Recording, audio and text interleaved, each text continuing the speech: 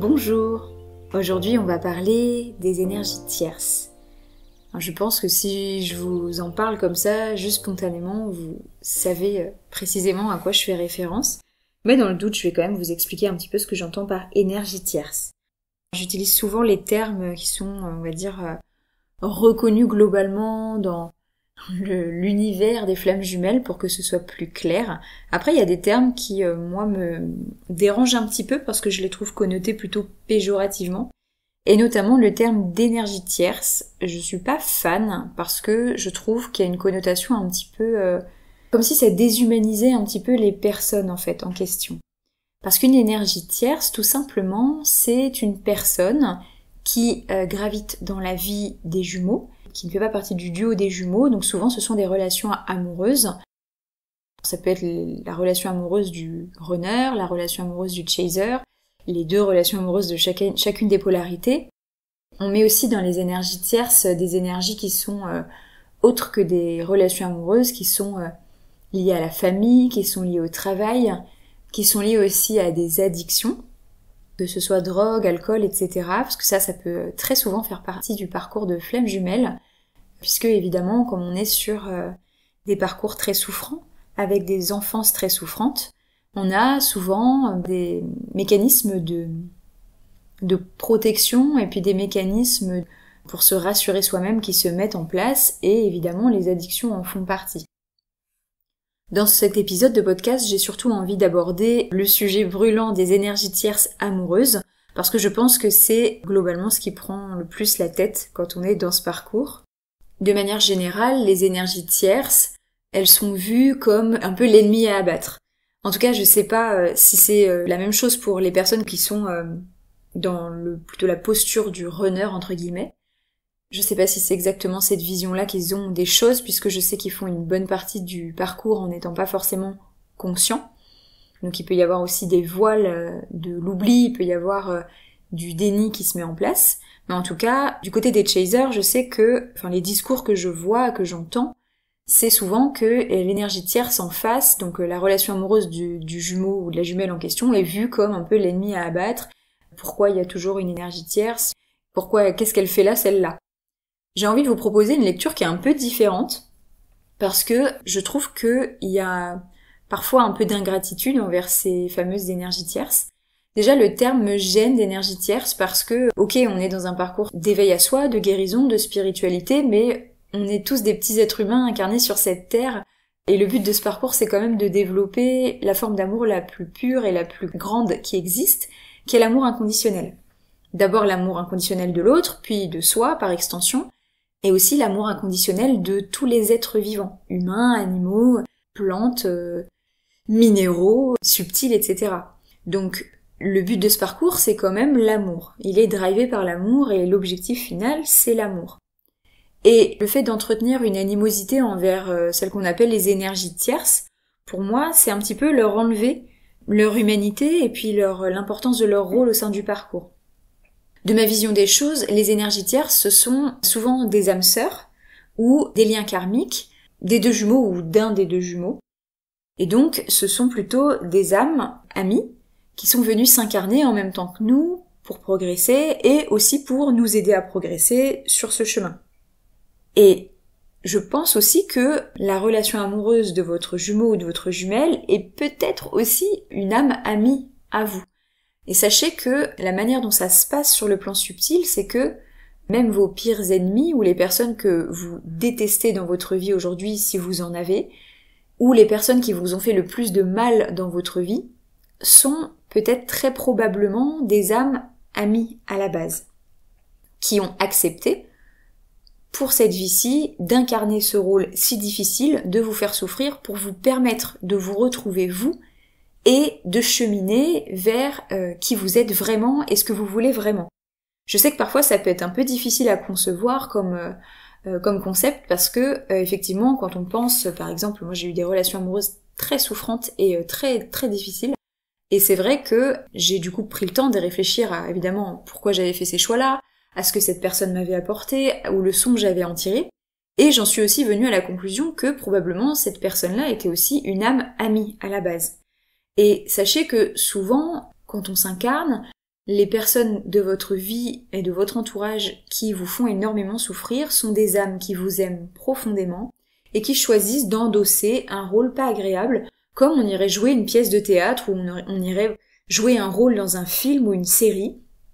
Les acteurs, en réalité, peuvent très bien s'entendre, être tous amis, et pour autant, ils peuvent jouer des rôles qui sont ennemis sur la toile ou sur scène. Pour moi, c'est un petit peu la même chose dans la vie de tous les jours, c'est-à-dire que les personnes que vous voyez autour de vous, ce sont principalement des rôles qu'elles jouent. Évidemment, on est incarné dans cette vie pour vivre les choses pleinement, donc ce n'est pas un jeu, c'est-à-dire que souvent j'entends dire ça, oui, de toute façon c'est qu'un jeu, c'est qu'une illusion. Ok, ça permet de prendre de la distance et c'est bien de se rappeler ça de temps en temps, mais on est aussi ici pour expérimenter la vie telle qu'elle est.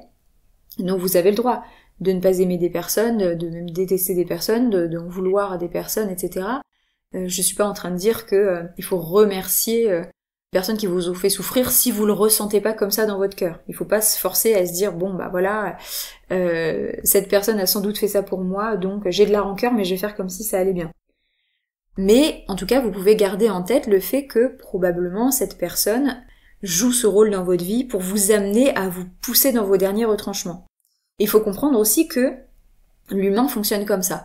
Par essence, on est assez feignant, moi la première, c'est-à-dire que dans la vie de tous les jours, si les choses se passent globalement de manière à peu près satisfaisante, que je suis pas au maximum de ma joie et de mon bonheur, mais que je suis pas non plus au fond du seau et au fin fond de mon malheur, je ne vais pas chercher à changer les choses.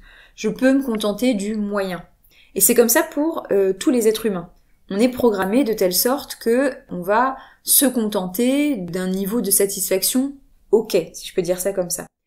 Et sauf que dans ce parcours d'éveil, de flamme jumelle, en tout cas parcours sacré, on n'est pas amené à se contenter du ok. On est amené à aller se débarrasser de tout ce qui nous empêche de vivre notre meilleure vie en fait, une vie alignée avec nos vrais besoins, avec nos vrais désirs, à nous défaire de nos peurs, ou en tout cas à les connaître suffisamment pour être capable de les dépasser, même si on les voit et que on les sent toujours présentes, d'être capable de se dire ok, je sais que je la sens, j'ai peur, mais je suis capable d'aller au-delà. Et donc pour ça, on a besoin aussi d'avoir comme des catalyseurs dans la vie, d'avoir des personnes qui vont représenter, incarner justement ces obstacles pour nous y confronter. Parce que, encore une fois, on est dans une vie concrète en matière physique 3D. Et donc, c'est bien de prendre conscience de ses peurs en y réfléchissant dans sa tête, mais il n'y a rien de tel que d'être confronté concrètement à sa peur pour la ressentir dans son corps, dans son cœur, pour sentir que, oula, il y a quelque chose qui va pas et il y a peut-être quelque chose à améliorer. Et je pense sincèrement que les énergies tierces, donc ce sont ces âmes amies, soit amies de votre jumeau, jumelle, soit amies de vous, soit amies des deux, qui sont venues justement faire comme un échange de bons procédés. À la fois, elles vous aident à évoluer vous, elles aident à évoluer votre jumeau jumelle, et vous les aidez aussi, et votre jumeau jumelle les aide à évoluer.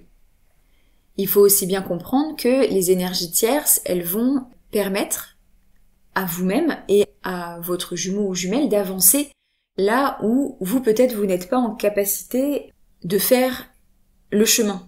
C'est-à-dire que imaginons que, je vais prendre mon cas, parce qu'évidemment c'est celui qui est le plus facile pour moi à aborder.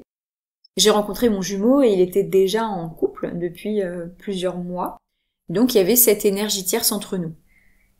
Je n'ai jamais senti cette énergie tierce comme une menace parce que je sentais bien que la connexion qu'il avait avec elle n'avait rien à voir avec la connexion qu'il avait avec moi. Et ça, sans analyser, c'était très instinctif. Je ne me suis jamais sentie menacée ou en danger vis-à-vis d'elle. N'empêche que cette relation qu'il a eue avec elle a duré plusieurs années et lui a permis de travailler avec elle des choses qu'il aurait pu travailler avec moi. En fait, quand on en parlait, les rares fois où on en parlait, je me suis rendu compte que en fait sa partenaire avait les mêmes blessures principales que moi et que donc quand il me la décrivait, elle me faisait penser à moi.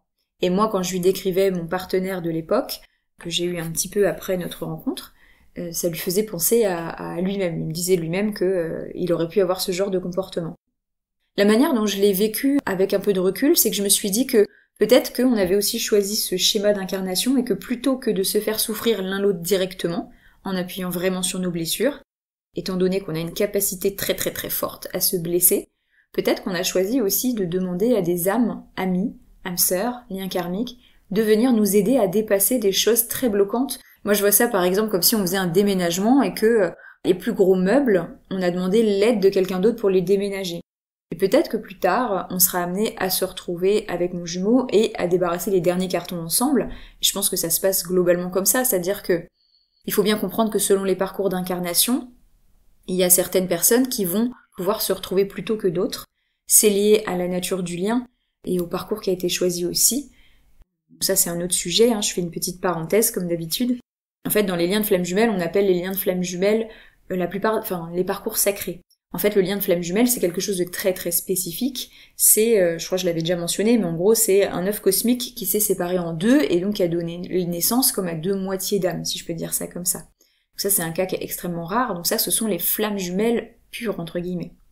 Il y a d'autres liens d'âme qui rentrent dans ces parcours sacrés, notamment celui dans lequel je me retrouve moi, qui est plutôt ce qu'on appellerait, je pense, des âmes jumelles, où là, on est sur un œuf cosmique qui s'est aussi séparé en deux, mais qui a donné naissance à deux âmes distinctes.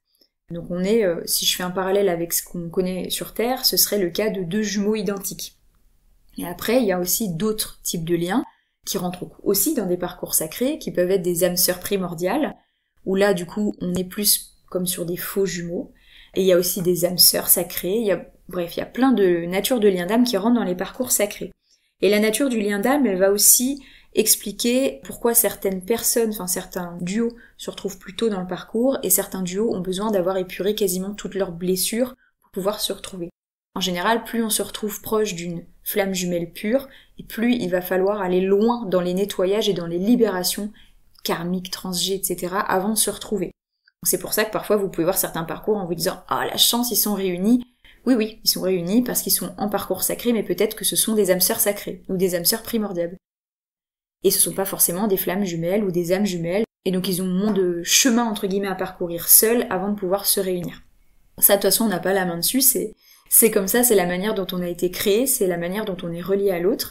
C'est pour ça que je dis toujours la phrase suivante, il y a autant de parcours qu'il y a de duos, parce que il y a ce lien spécifique qui nous relie à l'autre, qui va déterminer la longueur du parcours et aussi le niveau de nettoyage qu'on a besoin de faire avant de se retrouver avec l'autre.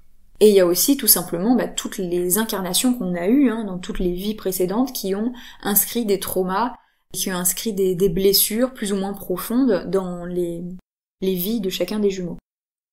Et donc, quand on en revient à nos fameuses énergies tierces, il y a des parcours où je pense que les jumeaux ont choisi avant l'incarnation de travailler certaines blessures, peut-être les plus grosses, avec des énergies tierces, donc des âmes amies. J'ai envie de les appeler âmes amies plutôt que énergie tierce, parce que énergie tierce, je trouve que ça fait vraiment, je tiens à distance, là, il y a quelque chose pour moi de péjoratif. C'est peut-être juste mon interprétation, mais je trouve qu'il y a un petit peu quelque chose de, pour moi, tierce, ça veut dire en dehors du duo, et donc ne rentre pas dans notre duo sacré, ce qui est vrai, mais je trouve ça un petit peu péjoratif. Donc je crois que je vais les appeler âmes amies pour la fin du podcast. Dites-vous que tout ce que votre autre vit avec son âme amie, il n'aura pas à le vivre avec vous. Ou alors, on va dire, à un degré bien moindre. Et quelque part, je trouve que c'est un cadeau de se dire que tout ce qui va épurer, tout ce qui va traverser avec cette âme amie, il n'aura pas besoin de le vivre avec vous. Parce qu'on est déjà dans un lien très intense, sacré, avec une personne qui a une capacité à nous toucher, dans le positif comme dans le négatif, extrêmement importante. Et si en plus on va sur des sujets qui sont sensibles avec des blessures derrière, ça peut devenir extrêmement douloureux et il peut y avoir des points aussi de non-retour par moment. Donc, le fait d'avoir l'occasion d'avoir des âmes amies qui sont là pour nous accompagner sur notre chemin, c'est quand même un grand cadeau. Enfin, maintenant, moi, je le vois comme ça. Dites-vous, par exemple, que si votre jumeau ou votre jumelle est en couple avec une âme amie, vous avez l'occasion parfaite de voir comment vous vous positionnez par rapport à votre blessure de rejet, à votre blessure de trahison, à votre sentiment de jalousie. Est-ce que c'est ok pour vous? Est-ce que vous vous sentez menacé? Est-ce que vous vous sentez pas menacé? Et les âmes amies, elles viennent appuyer sur plein de choses que vous pouvez travailler de votre côté.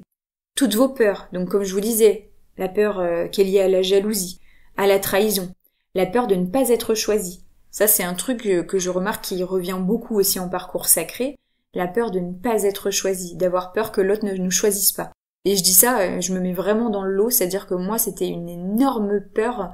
Et je suis pas sûre de l'avoir totalement épuré, pour être totalement transparente. Il y a la peur aussi de ne pas être suffisant ou suffisante pour l'autre. Donc qu'il ait besoin d'avoir cette personne, cette âme amie, dans sa vie parce que nous, on n'est pas suffisant. Et il y a la peur de ne pas être assez bien pour l'autre.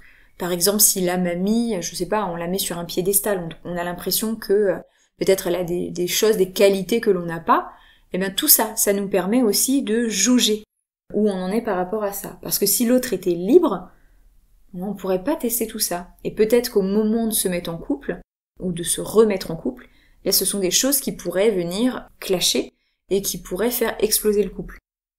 Quand je dis exploser le couple, c'est vraiment en matière 3D, parce que le lien, il reste toujours tel quel. Enfin, on peut le chambouler, mais le lien ne s'arrête jamais. Et j'ai envie de vous partager aussi un petit peu l'autre côté du miroir, parce que dans mon parcours, j'ai eu aussi donc un partenaire amoureux.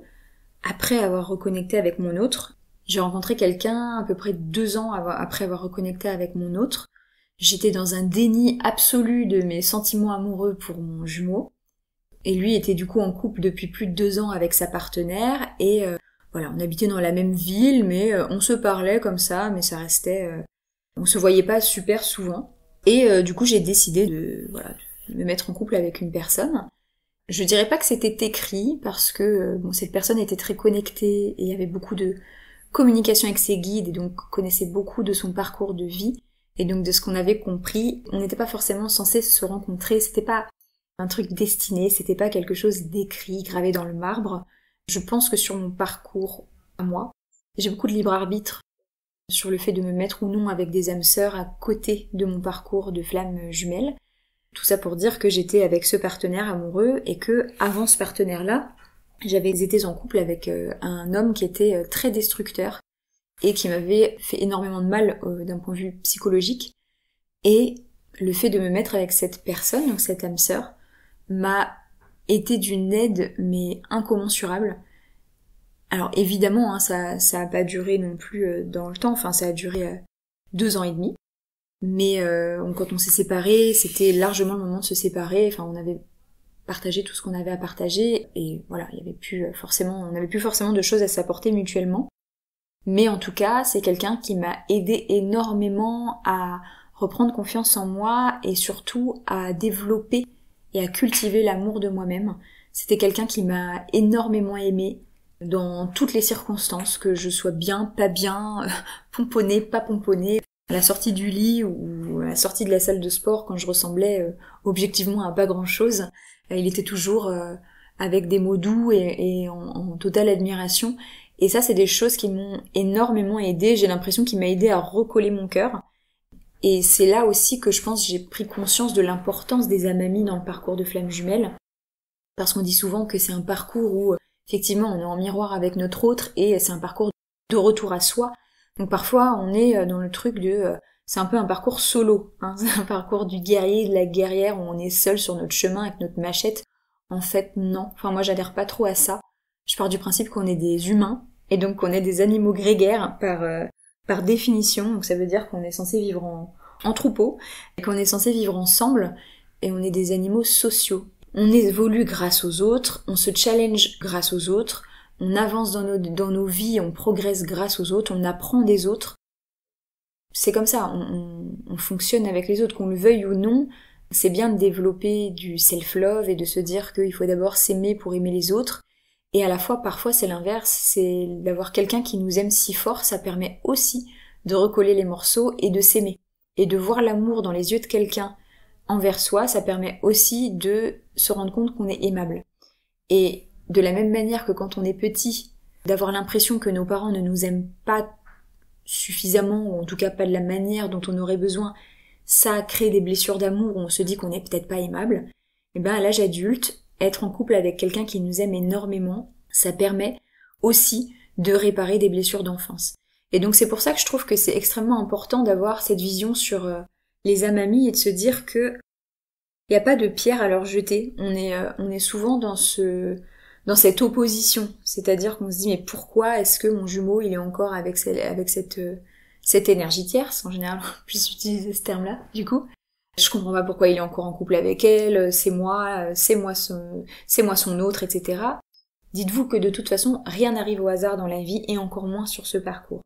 Si votre autre il est avec une âme amie, c'est parce que sans doute il apprend énormément de cette âme, que cette âme elle apprend aussi énormément de votre autre, et que vous pouvez aussi tester ce que ça vient chercher chez vous, que de voir, d'être dans cette triangulaire-là, comme on dit.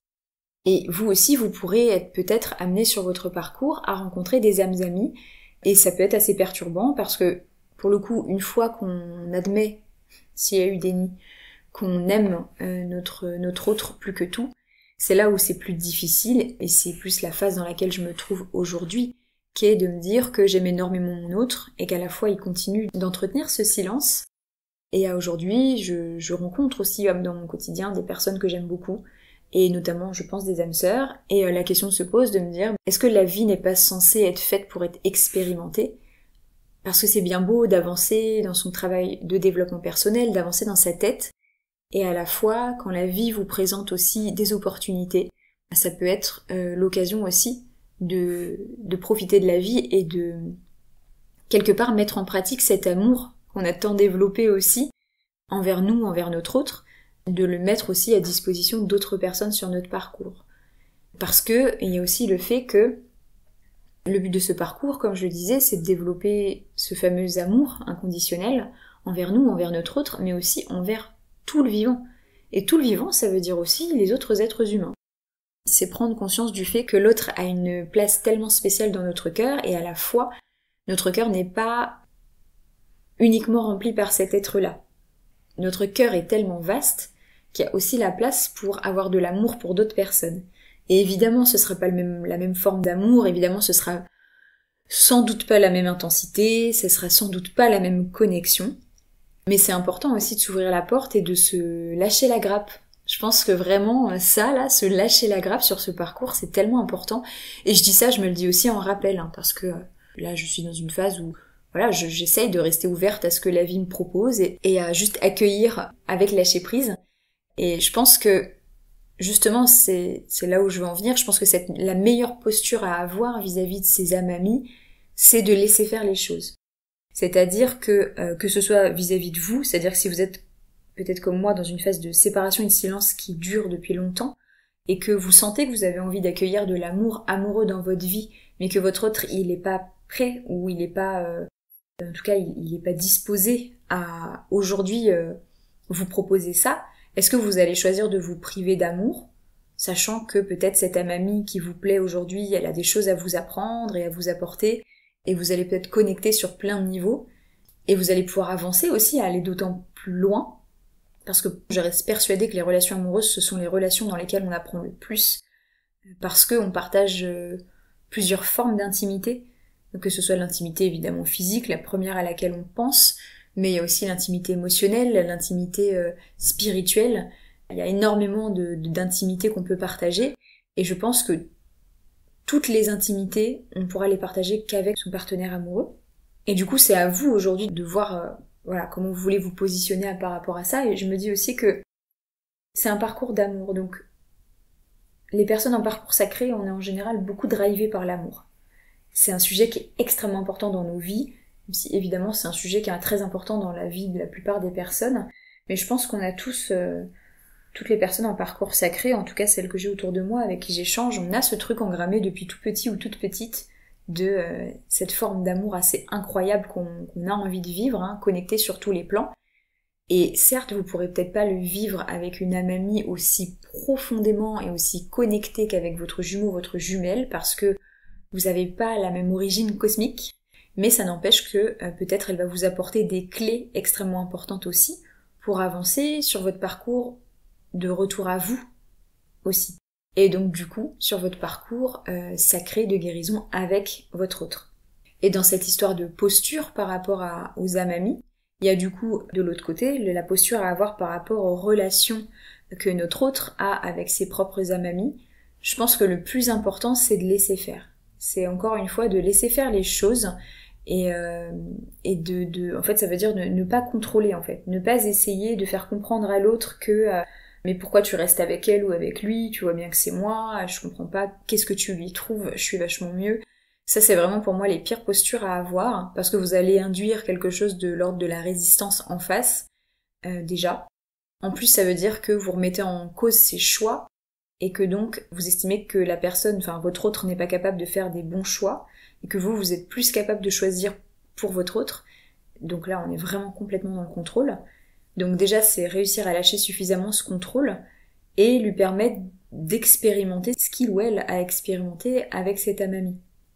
Parce que de toute façon, je pense vraiment que la pire posture à avoir vis-à-vis des amamis, c'est d'essayer de faire casser le couple. C'est-à-dire de vous dire que si votre autre est en couple avec une amami, de vous dire je vais tout faire pour qu'ils se séparent parce que c'est moi. Tout ce que vous gagnez, à mon avis, c'est d'avoir soit de la résistance de la part de votre autre, soit qu'il vous évince temporairement de sa vie pour protéger son couple, parce que forcément il va se retrouver un peu les fesses entre deux chaises, et donc du coup peut-être que si sa partenaire ou son partenaire lui met la pression, peut-être qu'il préférera éteindre un peu le feu et vous mettre de côté, donc vous prenez le risque d'être complètement écarté, ou alors même si vous parvenez à les faire se séparer, ce qui me semble vraiment pas bienveillant, le risque que vous prenez c'est qu'ils se remettent avec quelqu'un qui soit exactement sur le même modèle. Parce que, de toute façon, si il a expérimenté ça, certaines blessures, certaines situations, certains contextes, avec une personne tierce à vous, ça se fera. Et dites-vous que de toute façon, vous n'êtes pas capable, vous n'avez pas la possibilité, la capacité d'influencer le destin de qui que ce soit à part le vôtre. Et encore. Là, je pense que la notion de libre arbitre, elle est vraiment que sur certaines portions du parcours et certains domaines spécifiques. Surtout dans les parcours sacrés. On nous remet bien sur le droit chemin quand il y a besoin d'y être, mais dites-vous que de toute façon, vous dire que vous êtes capable de faire casser votre autre avec son amami pour qu'il vienne avec vous, c'est comme si quelque part vous vous disiez aussi puissant, puissante que Dieu, que la vie elle-même. Parce que ce qui se passe ici, là, dans la matière 3D, c'est quelque chose qui a été décidé avant vos incarnations. C'est quelque chose qui a été décidé pour le plus grand bien de tous les protagonistes qui interviennent sur le parcours. Vous, votre autre, les amamis. Et c'est pas vous, avec votre petite volonté et probablement votre grosse jalousie, que vous allez pouvoir changer ça. Laisser faire les choses, ça veut dire que vous estimez que votre autre a la capacité, a l'intelligence, la sagesse, la grandeur de faire les meilleurs choix pour lui à l'instant T. Et je pense que c'est la base de ce parcours, de se dire qu'on voit l'autre comme son égal et que on respecte la divinité qui est en lui, qui est capable de le mener à vivre toutes les expériences qu'il a besoin de vivre pour arriver là où il a décidé d'arriver. Et c'est pas vous qui pouvez venir bousculer ça et changer sa destinée.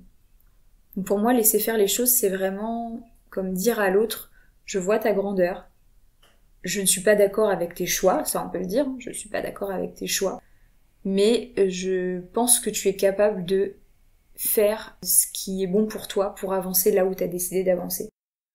Je sais pas si vous avez déjà été confronté vous aussi à des amamis, que ce soit vous ou votre autre, et comment vous vous positionnez par rapport à ça? Est-ce que vous avez déjà essayé d'intervenir? Est-ce que vous vous êtes déjà senti menacé? Parce que moi je vous ai parlé de l'amami qu'avait mon jumeau au début quand on s'est rencontrés, qui ne me semblait pas du tout menaçante, mais quelques années après il m'a parlé d'une rencontre avec une autre amami, et je sais pas pourquoi tout de suite j'ai senti le danger pour moi. Et donc là effectivement la peur de ne pas être choisie qui est bien remontée, parce que je sentais que cette amami-là allait le bousculer plus fort que la première avec laquelle il était, et là je me suis sentie en danger. Donc c'est intéressant aussi parce que peut-être qu'il y avait besoin qu'au moment où on s'est reconnecté, que je sente que la place était là pour moi et que du coup je puisse prendre tout l'espace pour pouvoir du coup pleinement me reconnecter à lui, et que quand c'était déjà, la reconnexion était déjà là et stable, du coup il a fallu me bousculer un petit peu pour me faire peur, et enfin, en tout cas pour venir appuyer sur mes peurs qui étaient déjà là, pour me montrer où j'en étais. Donc voilà pourquoi ma question de est-ce que vous vous êtes déjà senti menacé par des amamis, ou au contraire pas du tout? Comment vous vous positionnez par rapport à ces personnes-là dans votre parcours, dans le parcours de votre autre, enfin dans votre parcours commun à tous les deux? Ça m'intéresse, donc n'hésitez pas à me dire en commentaire. Vraiment, tous les partages que vous me faites, ça me va droit au cœur. Je prends le temps de tous les lire, et merci beaucoup. encore une fois. Je vous dis à très bientôt et moi, je crois en vous.